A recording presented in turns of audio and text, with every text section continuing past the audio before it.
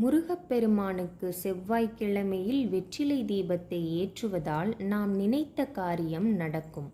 6 புதிய நுனிப்பகுதி சேதாரமில்லாத வெற்றிலைகளை எடுத்து அதன் காம்பினை கிள்ளி எடுக்க வேண்டும்.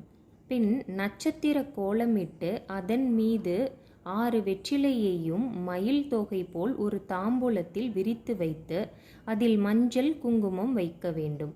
பிறகு ஒரு விளக்கில் நல்லெண்ணெய் அல்லது நெய் ஊற்றி நாம் எடுத்து வைத்திருக்கும் காம்புகளையும் போட்டு தீபத்தை முருகப்பெருமானின் முன் ஏற்ற வேண்டும்.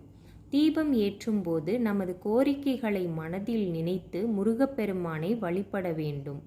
இந்த வெற்றிலையின் வாசனையால் முருகப்பெருமானின் மனம் குளிர்ந்து நாம் வேண்டிக் கொண்ட அனைத்தையும் நமக்கு அருள் புரிவார். விளக்கேற்றிய பின் ஓம் சரவணபவ அல்லது கந்தசஷ்டி கவசம் போன்ற மந்திரங்களை ஓதலாம்.